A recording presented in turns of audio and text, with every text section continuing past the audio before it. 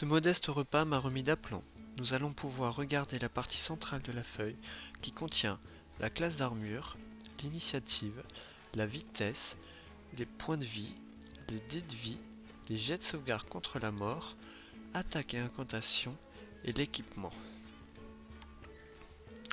La classe d'armure de Faern, ou CA, représente la capacité à éviter les coups lors d'un combat. L'équipement, le modificateur de dextérité, certains sorts et certaines aptitudes contribuent à l'établissement de la classe d'armure. Pour calculer la classe d'armure, reporte-toi au document Armure et bouclier dans les aides de jeu mises à ta disposition. Si le personnage dispose de plusieurs méthodes de calcul de la classe d'armure, choisis celle que tu préfères. L'initiative permet de déterminer l'ordre des tours pendant un combat. Elle est basée sur un test de dextérité. Pour faire un jet d'initiative, il suffit de cliquer sur Initiative et de suivre la même démarche que précédemment. Un résultat élevé augmente tes possibilités d'action et donc de survie. La vitesse correspond à la distance que Faern peut parcourir en un round.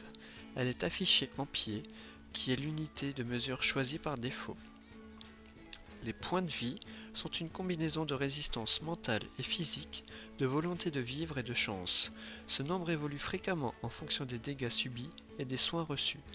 Quand tu tombes à 0 point de vie, tu peux soit mourir, soit perdre conscience, mais ce n'est jamais de bon augure. Certains sorts et pouvoirs spéciaux confèrent des points de vie temporaires. Ce ne sont pas de véritables points de vie, mais plutôt une protection contre les dégâts, une réserve de points de vie qui te protège contre les blessures. Tu perds d'abord tes points de vie temporaires, et une fois ceux-ci épuisés, les dégâts restants réduisent normalement tes points de vie.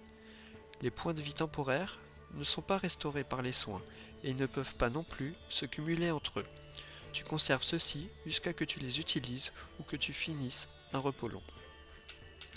Les dés de vie définissent les points de vie et sont déterminés par la classe.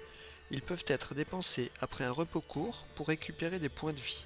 Un repos court étant une période d'au moins 1 heure pendant laquelle tu ne fais rien de plus fatigant que de manger, boire, lire et penser tes blessures.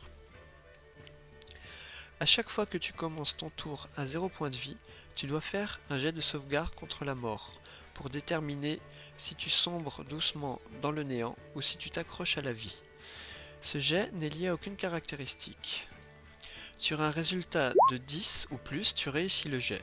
Après 3 succès, tu es stabilisé, mais après 3 échecs, tu meurs. Un moment difficile à vivre pour le reste du groupe. Faire un 1 compte comme 2 échecs, alors que faire un 20 te permet de récupérer 1 point de vie. A noter que si tu subis des dégâts alors que tu es inconscient, tu dois ajouter un échec sur le compteur de jet de sauvegarde contre la mort.